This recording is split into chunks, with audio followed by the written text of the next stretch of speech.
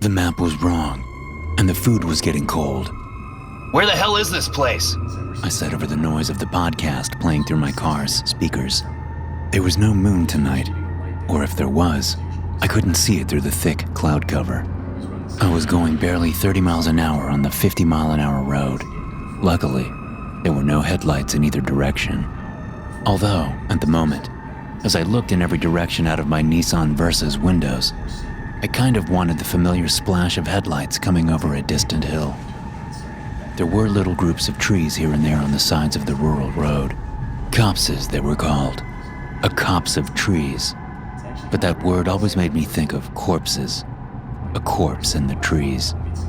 I shook my head, wondering why my brain always betrayed me.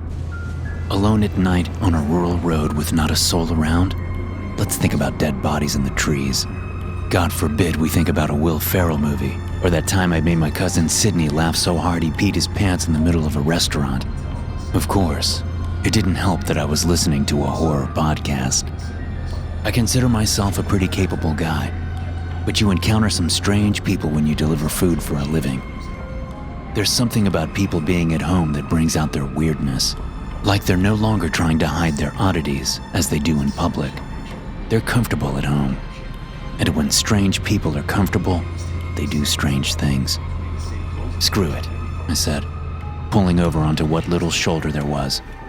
I turned my hazards on and snatched my phone from its cradle, pausing the podcast.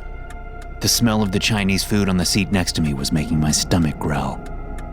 I'd eaten not that long ago, but when you're delivering delicious-smelling food all night, you tend to get hungry a lot. According to my phone, the house I was supposed to deliver to was just behind me on the same side of the road.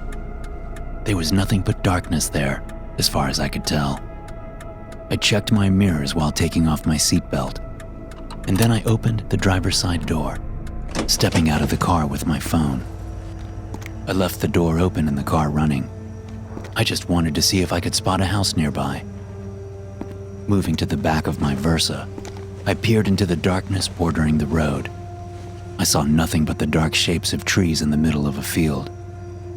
Then a flash of light caught my eye. I turned and looked ahead, past my car. About a half-mile distant, there were headlights on the road. I watched them as they grew closer. They were high up, making me think they belonged to a truck or an SUV. The vehicle was moving slowly, which I thought was strange. But soon I saw why. It turned, making a left off the road onto some kind of driveway I hadn't seen before. The driveway was bordered by trees, and I watched the twin cones of illumination as they moved deeper into the copse. As they moved deeper into the copse of trees. The glow disappeared, but I couldn't tell whether the driver had turned off the lights or if the vehicle had gone beyond a wall of foliage, cutting off the illumination. Checking the map on my phone, I verified that there was no official road there. That meant it was probably a driveway to a house. Maybe the very house that I was supposed to deliver to. And if it wasn't the right house, maybe they could tell me where the correct one was. Worth a shot. As I got back into my car, my phone chimed with a message. It was from my mother. This was supposed to be the last delivery of the night. In fact, the whole reason I'd taken it was because it was on the same side of town as my mom's house. Well, her house was about half an hour from where I was, but it was better than driving across town, which could take 45 minutes or more. She had Parkinson's disease, and it was getting steadily worse, so I stopped by most nights to help her get ready for bed and everything. A nurse came by in the mornings, but I generally took care of the nights. "Take your time," the message said. "Watching John Wick again." My mom had seen the John Wick movies more times than I had. She was obsessed. She'd even been inspired to purchase a pistol and do some range shooting after the first one came out. And she'd gotten pretty good. Of course, that was before the Parkinson's diagnosis. She hadn't gone shooting in a while. I smiled and put the phone back in its cradle, deciding I'd message her back after I delivered the food. She always worried when I took too long to reply to her. I put the car in gear and drove forward, slowing as I came to the driveway. There was no mailbox and no sign with an address on it. Nothing to show that there was even a structure back there. But it was all I had, so I turned down the dirt drive and rolled slowly forward, scanning the trees ahead for any sign of a house or vehicle. The dirt road, more of a track, really, ran straight for a couple hundred yards before starting a curving journey deeper into the trees. Soon, I found myself not in a copse of trees, but in a legit forest. I had no idea how far I'd gone from the road, but it seemed like a mile, and I hadn't seen a single thing that would indicate someone lived down there. Maybe it was someone going car camping or something, I thought. As soon as I made the decision to turn around at the next spot wide enough to accommodate the maneuver, I spotted a house through the trees. It was just a glimpse, but enough to tell me I might be in the right place. As I came around the final bend leading up to the house, I saw an old Bronco parked in a clearing in front of the place, lights off. There were no other vehicles, so it must have been the one I saw turn down the drive. The house was brown and sagging and in a state of disrepair. It was 2 stories, but the first floor looked like it was struggling to hold up the second. There was a low porch under an awning and a light on in one of the bottom floor windows. I looked for any numbers on the structure, but found none. In contrast to the state of the house itself, the area immediately surrounding it was neatly kept. There was an orderly pile of firewood next to a chopping station. A new-looking shed crouched darkly on the other side of the house. There was enough room to park my Versa next to the Bronco. I left the car running, but snagged my phone as I jumped out and headed for the front door. I also left the food in the car until I was sure this was the right place. Hello? I called out. Hello? Anyone home? As I stepped onto the warped wooden porch steps, the sound of footsteps on wood floors came from inside the house. They were fast, yet heavy footsteps, and they seemed to move away from the front door, rather than toward it. A door slammed somewhere near the back of the house, and then there was silence. Strange, I thought. It was clear someone had heard me, so why had they retreated to the back of the house? Like I said, people are weird. I raised my hand to knock. Help you? A voice said from behind me, making me jump. I turned around to see a man with long dark hair pulled back into a ponytail gazing up at me from the bottom of the steps. He wore a dark green vest jacket over a white short-sleeve shirt. His jeans and boots looked new. Both his hands were tucked into the front pockets of his vest jacket. Yeah, I said, smiling at the scare he'd given me. Is this 531 Shipley? No, the man said. His voice was low, as though he were talking at half volume. I detected no accent. Right, I said, stepping down toward him. Do you know where that is? My map seems to be wrong. I still had my phone in my left hand, and I held it up to illustrate. No, he said, staring at me with bright green eyes. I'd like you to leave now. Fine, I said, anger flaring inside. Just thought you could help, that's all. As I moved away from the man, I heard a crash inside the house, like a lamp had been knocked over. I half turned, looking back toward the man in the house beyond.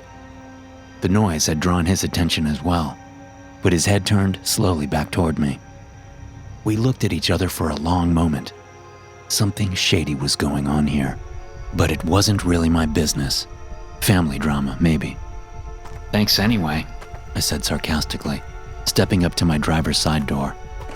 As I opened the door, a scream came from inside the house.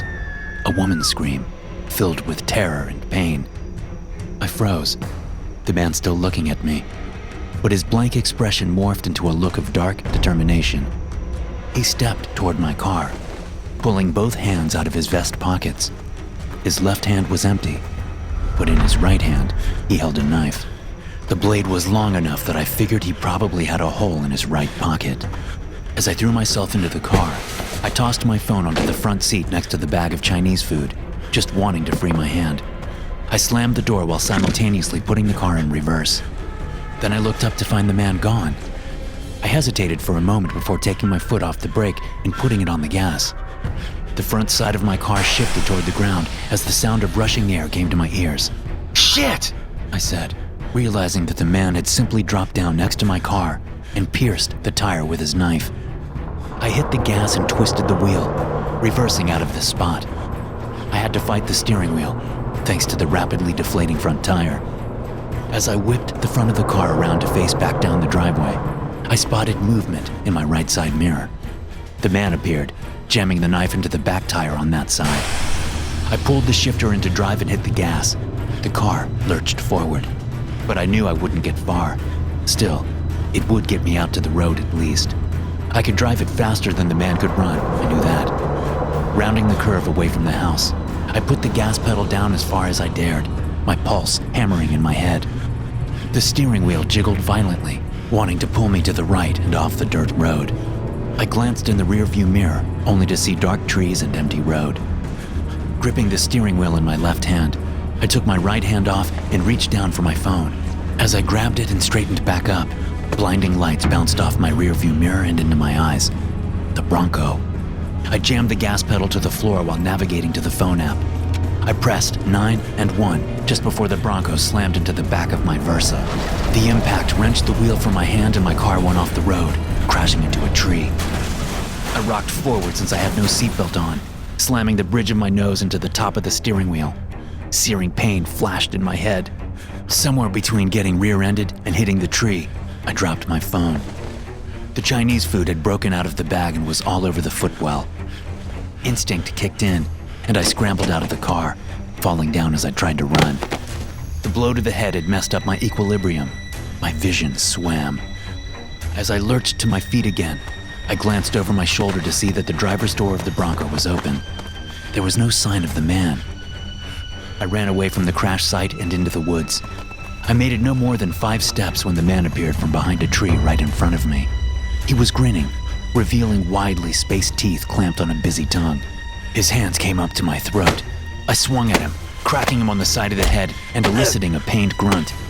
But his tough, calloused hands tightened on my throat and the side of my head. He kicked at my legs and bashed my head into the side of the tree. I crumbled to the forest floor while the man stood over me. Screw you, I said, slurring my words.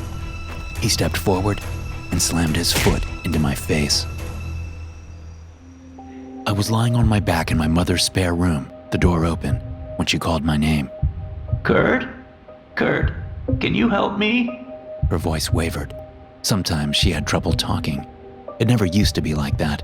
The Parkinson's was getting worse. I opened my eyes and winced at the pain in my head. It felt like I'd been hit by a bus. Coming, I said, sitting up and trying to control the nausea rearing its ugly head in my gut. Standing, I made my way uneasily into the hallway and toward the living room. As I turned the corner, I came face to face with my mother, standing upright and staring through me with wide eyes. Her mouth was agape. Mom? Are you okay? I said, fear mounting. She said nothing, just stared with unseeing eyes. Mom? She sucked in a huge breath. I opened my eyes, jerking myself to sit up only to be stopped by my hands, which were bound at the wrists. The events came rushing back to me, their dark implications seeming to seize my heart. I looked around, knowing immediately that I wasn't in my mom's house, and whoever was screaming wasn't her. It was the person in the house, the same scream I'd heard earlier. I looked around, seeing that I was lying spread-eagled on a hardwood floor in the middle of a spacious hallway. My arms and legs were affixed to the floor with straps that had seen better days. They looked like they were made from the kinds of thick ratchet straps truck drivers use to secure their cargo. But they were cut and modified for this purpose. And they were bolted to the floor near the sides of the hallway. The walls flanking me were coated with faded green and white floral wallpaper. But down near the floor, around where my feet and ankles were strapped, the wallpaper had been worn down. There were dents and scrapes there. The implication stood out starkly in my mind. I wasn't the first to be strapped to this hall floor. By the looks of it, there had been many before me. Raising my head and putting my chin to my chest, I saw a staircase leading to the second floor. The edges of the stairs were littered with beer cans and old doll parts and rusty tools. A soft orange glow spilled through a doorway to the right of the staircase. I put the crown of my skull against the floor, tilting my chin up so I could look backward. I could see the closed front door about 15 feet away. Adjusting my head into a neutral position, I stared up at the ceiling, chest heaving with shallow breaths. My head throbbed. My nose was a source of constant pain. My mouth and chin were covered in dried blood. Footsteps sounded from upstairs, heavy and steady. They continued down the staircase. The man came into view, still wearing the same clothes.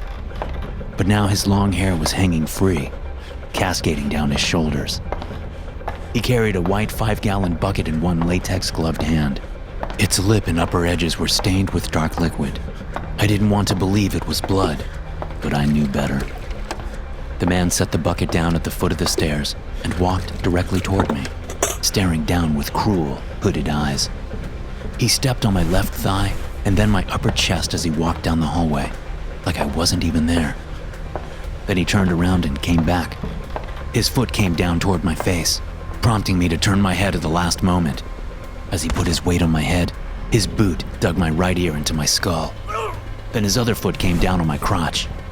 Despite my best efforts, I cried out as he crushed my genitals before stepping off. What the hell? I gasped weakly as he turned around, standing in the space between my legs. That's what you are to me, he said. That's all. Just more trash to walk on. What's wrong with you? I said. What the hell did I ever do to you? It's not personal, you know, the man said. You shouldn't have come here. Well, it's not too late, I said. I can still leave. We can forget all about this. No harm, no foul. The man shook his head. All harm, all foul, he said, then turned away. He picked up the bloody bucket and went into the room, casting the faint orange glow. I heard a door open and shut, and the house was silent. Thanks for listening. If you enjoy these stories, be sure to subscribe to the podcast and check out some more of my episodes here.